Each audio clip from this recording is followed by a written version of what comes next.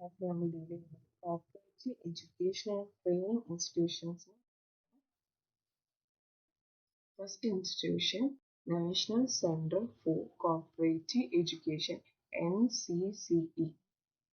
ഇത് എസ്റ്റാബ്ലിഷ് ചെയ്തത് 1958 അതിന്റെ ഹെഡ്ക്വാർട്ടേഴ്സ് വരുന്നത് ന്യൂഡൽഹിയാണ്. ഇതിനെ നമ്മൾ ആദ്യം വിളിച്ച പേരെന്താ വെച്ച് കഴിഞ്ഞാല് all India cooperative inspectors training centre എന്നായിരുന്നു.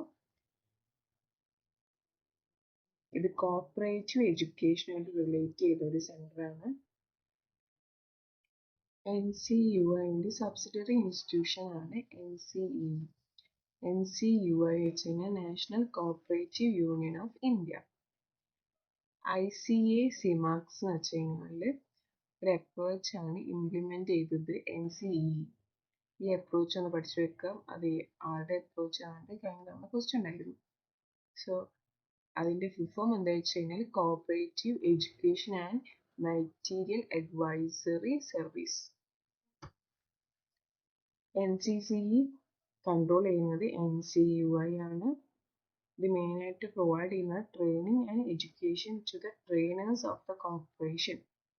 കോർപ്പറേറ്റീവ് സെക്ടറിലെ ട്രെയിനേഴ്സിന് ട്രെയിനിങ്ങും എഡ്യൂക്കേഷനും പ്രൊവൈഡ് ചെയ്യുന്നത്. സൊസൈറ്റീസ് രജിസ്ട്രേഷൻ ആക്ട് പ്രകാരം വേറെ ഒരു ഇൻസ്റ്റിറ്റ്യൂഷനും കൂടി ഉണ്ട്. സോ അത് നമുക്കൊന്ന് ഡിസ്കസ് ചെയ്യാം. BIRD, bankers institute of rural development. അതും നമ്മളെ സൊസൈറ്റീസ് രജിസ്ട്രേഷൻ ആക്ട് പ്രകാരമാണ് രജിസ്റ്റർ ചെയ്തത്. സോ രണ്ടെണ്ണുണ്ട്, ഒന്ന് BIRD-ഉം ഒന്ന് നമ്മളുടെ NCCT-യും. എന്ത് ആക്ട് പ്രകാരമാണ്? സൊസൈറ്റീസ് രജിസ്ട്രേഷൻ ആക്ട് പ്രകാരമാണ് രജിസ്റ്റർ ചെയ്തിട്ടുള്ളത്.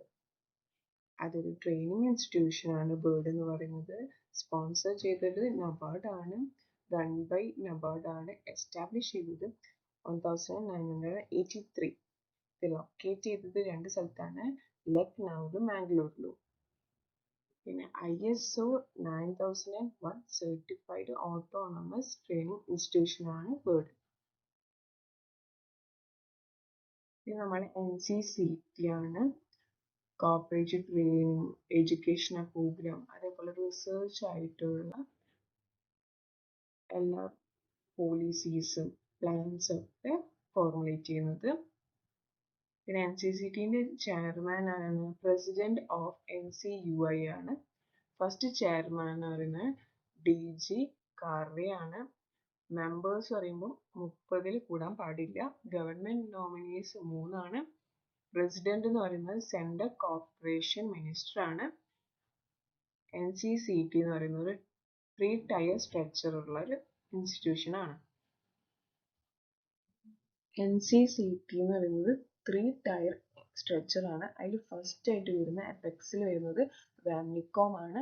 മിഡിൽ വരുന്ന RICM ഓർ ICM. ഏറ്റവും ലോവർ ലെവൽ വരുന്ന സബോർഡിനേറ്റ് ട്രെയിനിങ് സെന്റേഴ്സ്. വാംനികോം എന്ന് പറഞ്ഞാൽ Vaikunth Mehta national institute of cooperative management. അതിന്റെ ഹെഡ്ക്വാർട്ടേഴ്സ് വരുന്നത് പൂനെയാണ്. പിന്നെ RICM regional institute of cooperative management or ICM institute of cooperative management. RICM വരുന്നത് നമുക്ക് 5 ഇൻസ്റ്റിറ്റ്യൂഷനിലാണ്. പിന്നെ ICM ഉള്ളത് 14 ആണ്. അപ്പൊ ടോട്ടൽ അതിൽ വരുന്ന ഇൻസ്റ്റിറ്റ്യൂഷൻസ് 19 എണ്ണമാണ്. ICM കേരളത്തിൽ 2 സ്ഥലത്താണുള്ളത്. ഒന്ന് തിരുവനന്തപുരം പൂജപ്പുരയിലും പിന്നെ ഒന്ന് കണ്ണൂർ പരിശ്രമക്കടവുമാണുള്ളത്.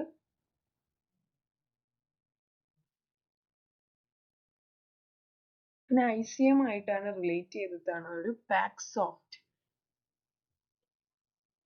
പാക്സോഫ്റ്റ് ഏതുമായിട്ട് റിലേറ്റ് ചെയ്തായിരുന്നു എന്നുള്ള ക്വസ്റ്റ്യൻ വന്നിട്ടുണ്ട്. സോ പാക്സോഫ്റ്റ് ഇസ് റിലേറ്റഡ് ടു പാക്സോഫ്റ്റ് എന്ന് പറയുന്നത് റിലേറ്റ് ടു ICM ആണ്. ICM ആയിട്ട് റിലേറ്റ് ചെയ്താണ് പാക്സോഫ്റ്റ്.